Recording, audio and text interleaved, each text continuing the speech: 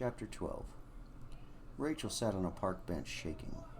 She looked at her hands and in her mind prepared the same healing spell.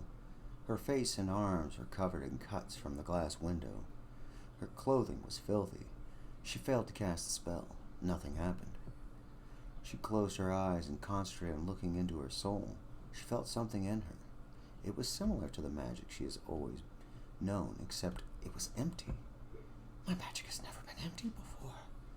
She stood up with determination to charge her magic. Rachael looked around the park for the inevitable. She found one within seconds. "Excuse me, sir," Rachael said to a homeless man curled in a newspaper trying to sleep and stay warm. Huh? What do you want?" The man replied. Rachael extended a $20 bill to the man. Her face was tired, but she held her warm smile all the same. The man took it and thanked her. Rachael nodded her satisfaction, then walked away. She extended her arms out, ready to feel her magic replenish. Her eyes were closed, and she breathed in deeply, anticipating the warm feeling she has always received from doing a good deed. Except this time nothing happened. She cringed and tried harder to receive her power. Though that notion in and of itself was ludicrous, she concentrated more anyways. After a long moment of nothing, her eyes shot open and her hands fell to her sides, slamming against her body. The cuts ached. Rachael has never experienced prolonged pain before. Pain, sure, but pain has always been magically dismissed almost immediately on what few occasions it has happened. She once again looked at her hands, confused as to why magic was not coming to her. I must seek help. She knew where to go and felt foolish for not going there immediately.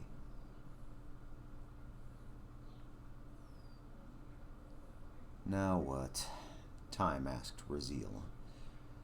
The two of them were alone, still on the same stage.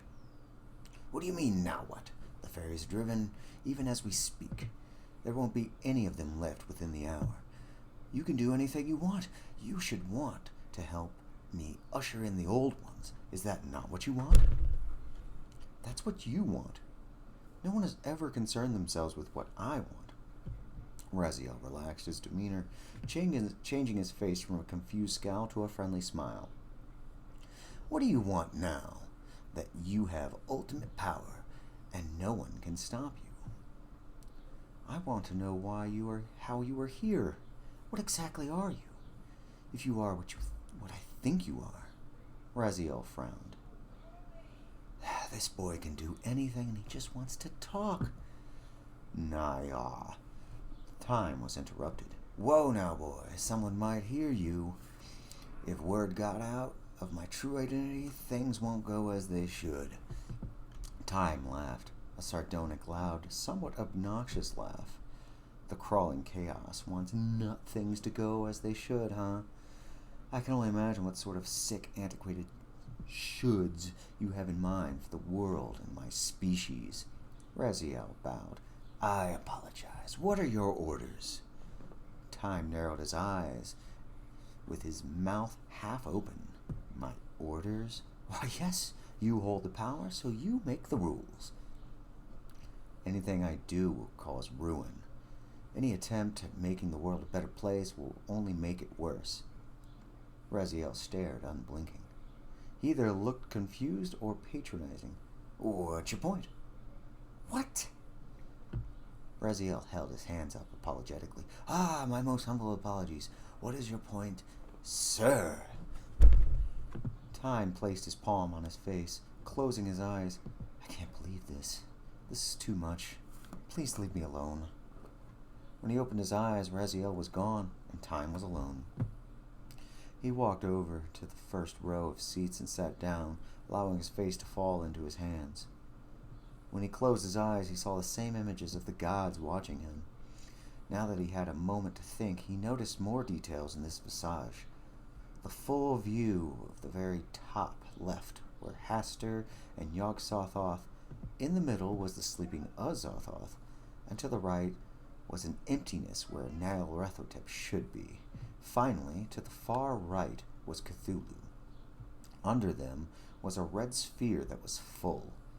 The redness had a sliver of emptiness at the very top. This redness, Thyme magically knew, was the vast power at his command. The tiny sliver was all that had been expended. That small, insignificant amount was used to null the fairies' power, even temporarily, teleport them all away, and revive his sister back to life. There was more power in him than to ignite the world, possibly the whole solar system. Under the red sphere was the image of the Earth, that spherical blue ball floating in space. Thyme saw it in full view. He saw Gaia, the source of the fairy magic. He reached out to touch the blue ball. His spectral finger pointed at the North Pole. Red ignited it, and the polar ice caps melted. Thyme jerked his hand back. He knew what he had done and cringed at his mistake.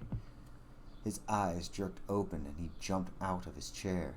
Without thinking about it, he vanished, teleporting to the former polar region. The flooding rose, moving as a tide wave ready to destroy everything in its path. High in the sky, Thyme focused his magic. He called up the power of Hastur laced with Azothoth. Forgetting Hastur was no friend of his, a bolt of magic surged from his fingertips, striking down at the tidal wave. The risen waters altered, changing from freezing cold waters to molten hot magma. Thyme cringed at the sight. He attempted another spell to stop it. Stone walls rose from beneath. Directly in front of the lava, tidal waves encircled the whole thing. The ground itself lifted from both continents and the sea floor. He was successful in stopping the destruction. Unfortunately, the rock wall had to come from somewhere. Massive sections of Canada, Greenland, and Russia were pulled away, killing any and all who were present from hundreds of miles. His sister's ring on his finger burned painfully. Thyme ripped it off as fast as possible. He could not hold the thing. It fell from his fingers, landing in the lava, gone with no possibility means of recovery. I'm evil now. Vans pulled in the parking lot of the Paladin headquarters. Warlocks exited and opened the back doors, revealing a plethora of guns and explosives.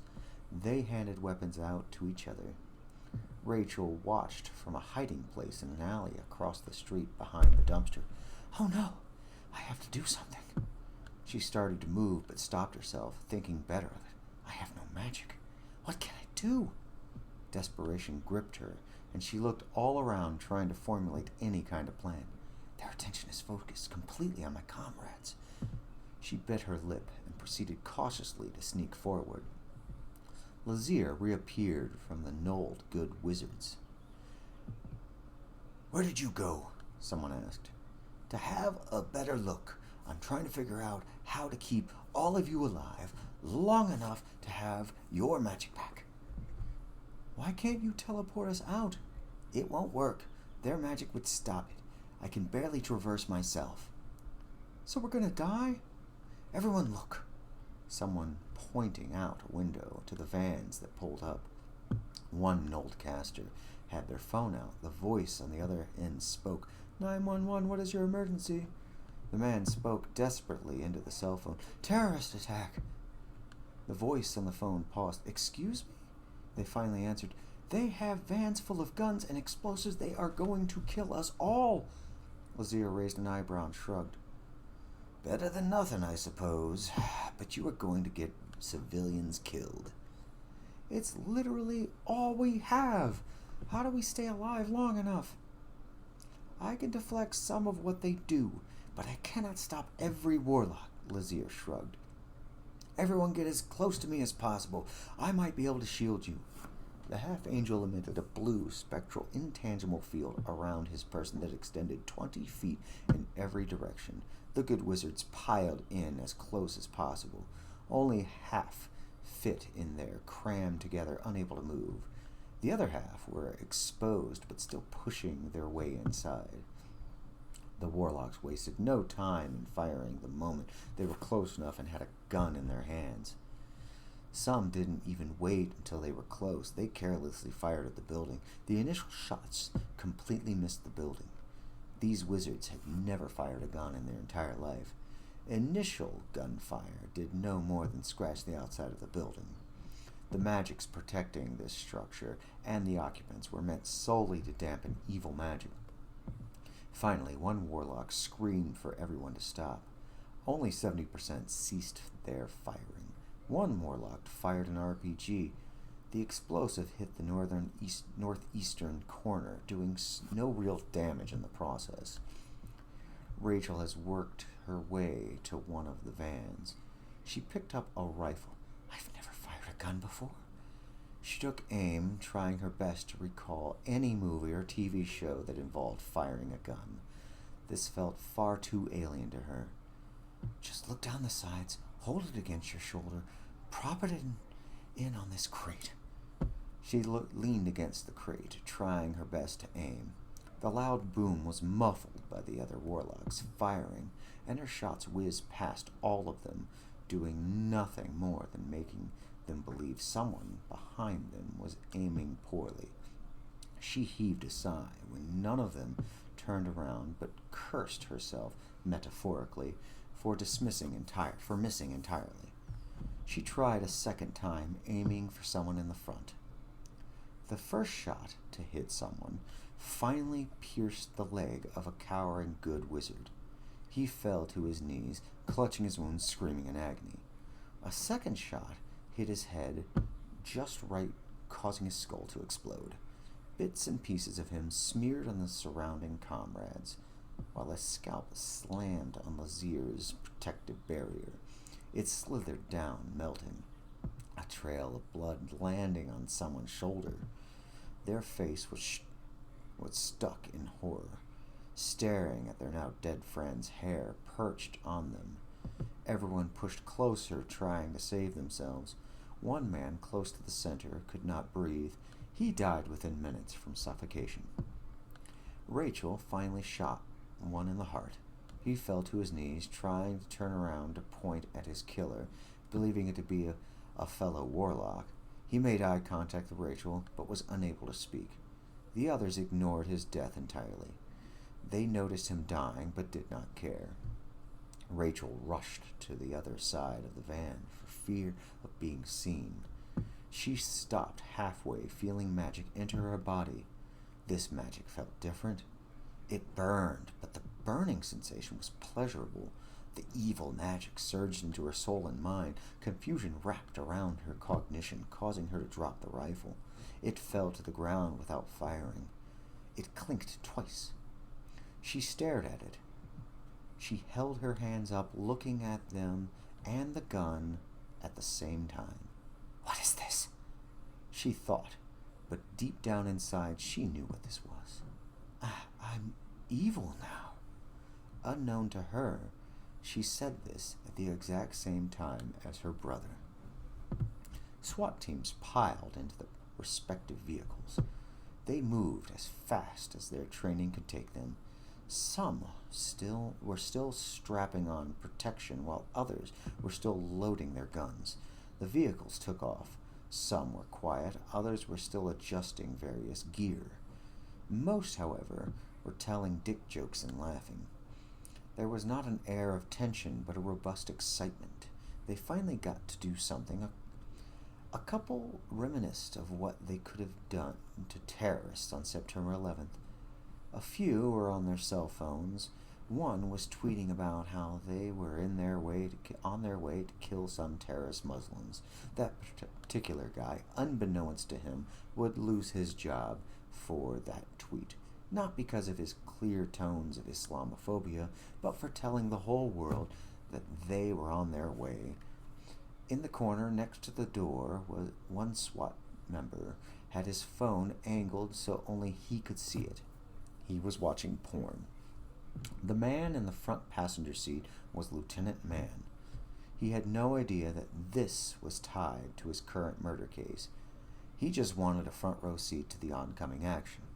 Later on, he would claim that he knew the whole time. The 4 SWAT vans left the precinct. Time flew into the sky, moving into the upper atmosphere. In his head, he still saw the red sphere. He noticed no change from flight, and only the tiniest sliver was removed from what he did in the North Pole. In percent terms, it still had 99.87%. He had no need to breathe oxygen from this height.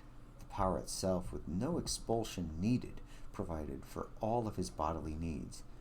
He didn't fully understand his power just yet, even with his years of training in the arts. One might believe he has limited, but he had a good understanding. He knew he could destroy the earth if he tried, for starters. He knew that he had power to usher in Yogsothoth, Cthulhu, and Hastur. Whispers in his mind told him dark secrets. The voices were either automatic or sentient, he could not tell. He looked at the earth with a weary, sad expression. All of this power, and I can do no good. He felt like slapping himself for stating the obvious. What if I... He trailed the unfinished question, forming an idea in his head. I could maybe stop a massacre. Wouldn't I only make it worse, though? His eyes wearily glared at the earth. I have to do something. Rachael looked out. Seeing the swap vans approaching, she dropped the rifle and rushed away, moving to return to that alleyway from before. Several unprotected good wizards had been shot and killed. The one that was suffocating has expired dead. What wizards that could fit behind it, not inside of the barrier, have already done so, leaving no further room, and the remainder of their comrades die helpless. We've been hunting them for centuries. I can't believe this is how it will end, one man said. I'm doing my best, everyone, Lazir shouted out. The vans came to a halt. The warlocks paid them no attention. They haven't even noticed. Van doors swung open, and well-armed, well-trained, and well-prepared men flooded out, organized. They crowded around the entire outer area, forming a half-circle enclosing the terrorists in. The front ranks consisted of men wielding riot shields to protect themselves and those behind. They took their place, and the man in charge, not Lieutenant Man, pointed forward and gave the attack signal. The closest warlocks to the SWAT members, and farthest from the good wizards, were gunned down. They fell to their deaths, blood splattered, heads exploded, and chests exposed their innards. This did not go unnoticed. Every warlock turned around. Some dropped their weapons, others prepared spells to come to their defense. The good wizards' eyes lit up with hope, though one warlock that hated the good wizards far more than he feared the humans threw one last grenade into the window. It bounced off of the back wall and landed directly in the middle of the unprotected wizards huddled behind the protective magical barrier. About a dozen scrambled away. The rest exploded. The SWAT opened fire. The first warlock to die was the one that threw the grenade. The most advanced warlocks teleported away. The ones that lacked either enough magic to do it or the skill to teleport turned themselves into various flying creatures and took to the skies. A few warlocks dropped to the ground cowering. 2 turned to the SWAT and returned fire. They hid behind their own vans to take cover. Magic swirled around the corpses of the grenade-throwing warlocks. It had killed many good wizards. It swirled around his corpse, then seeped through his clothing and absorbed into his skin. The magic was enough to convert his lifeless body into a shambling horror. Whether it was a spell he prepared or some other warlock performing this, no one can tell. He slowly got up. The top half of his head was gone from the bullet. His body turned towards the SWAT members. Bullets whizzed past him, missing not from a magical effect, but normally missing. His legs stepped forward, walking as if the legs had never been used before, struggling to keep straight. One bullet struck his arm, pushing him back. He barely maintained his balance. He was still on his ghoulish feet. He took another step forward, and another bullet pierced his chest. This caused his body to shake and nothing more. He took another step forward. This time a bullet pushed through his left leg. The thing fell to one knee, but almost immediately stood back up. His other leg was shot. He only fumbled a bit, not falling or stepping back, not collapsing. The body shivered slightly, then continued to move forward. The undead lurched past one of the two warlocks, returning fire, huddled behind a van. 3 more rounds jumped into the undead's chest. This time he did not stop moving forward, though his body did shake. His legs ceased their awkward movement and walked straight. His knees bent down slightly as the creature learned how to operate its own body.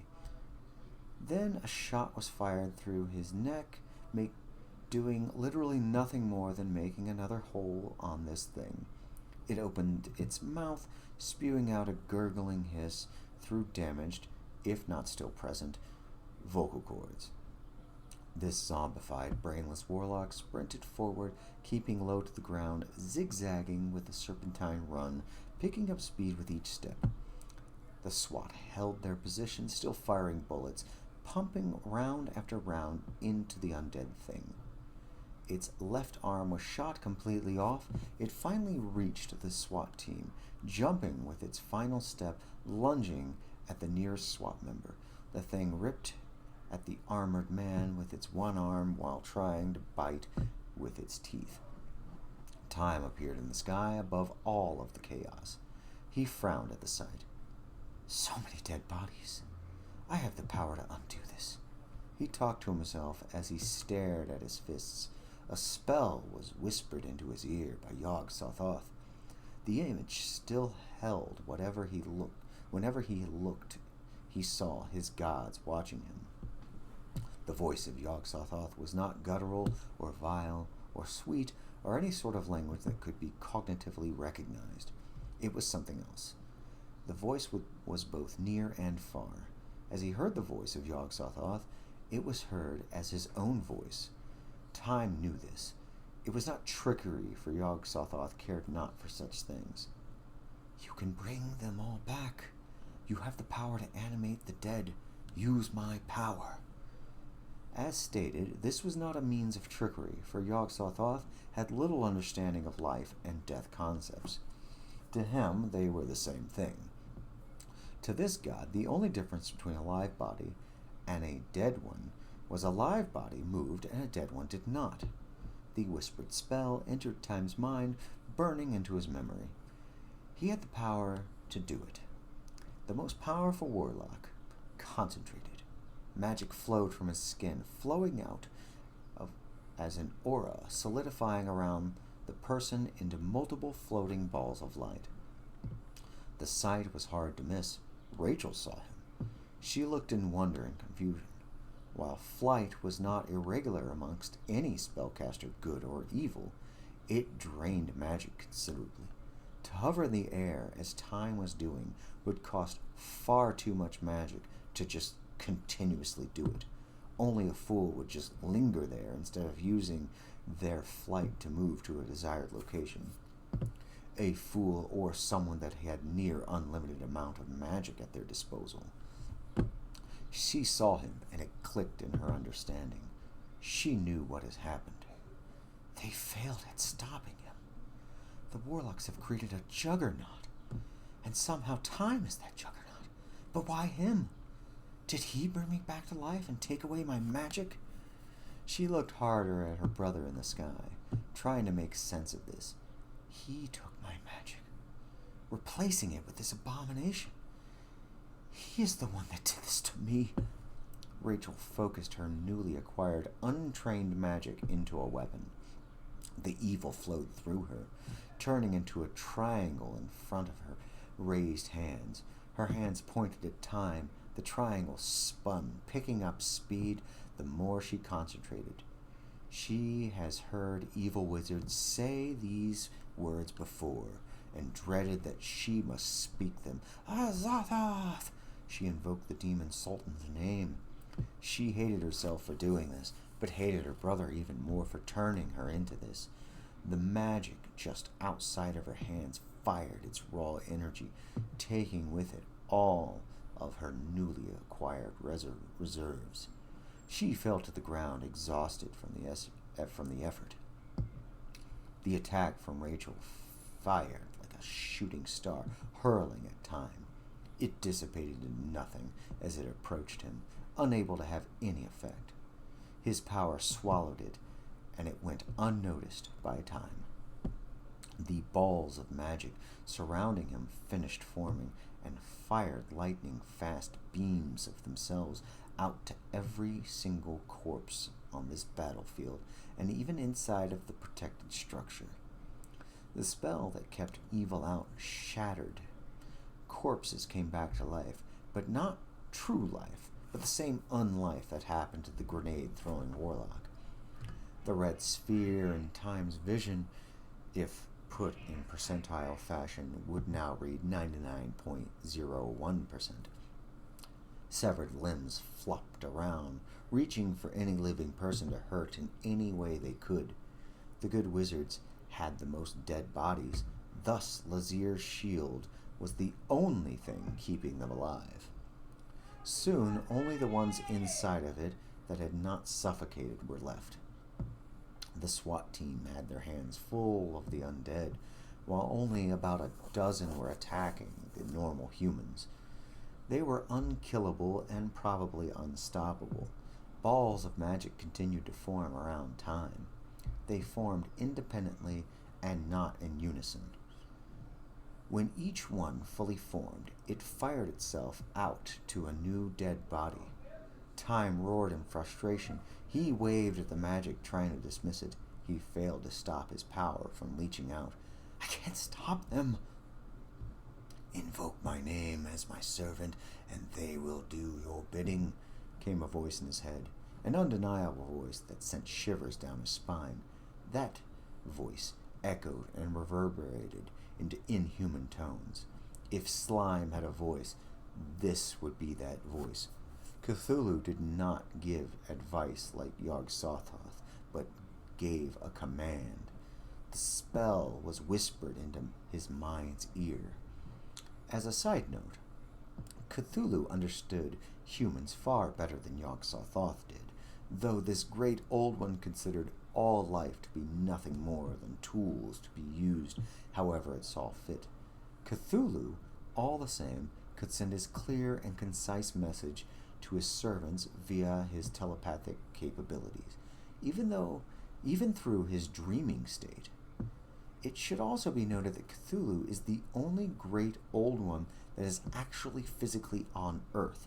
Yes, Nyarathotep has his avatars, but not his true form. Cthulhu was trapped in a demi-plane that existed on the bottom of the Pacific Ocean, where he sleeps until the stars are right. His dream state was the only way that he could do anything. Additional side note, each evil god wanted on Earth. Their methods of coming here were different. Yogsothoth was magically trapped outside. Cthulhu was magically trapped under the sea. Nyarathotep anxiously awaited for the door to be opened fully versus the tiny crack he utilized. And Hastur, the king in yellow, was wherever one might see the impossible morbid things happen. He was the thing that lurked in the shadows at the corner of our eyes. Hastur was already here, but not here simultaneously. Azothoth had no will. Being the idiot god, it was used solely as a conduit for anyone, anything, god or man, to twist reality to their will. End of chapter 12.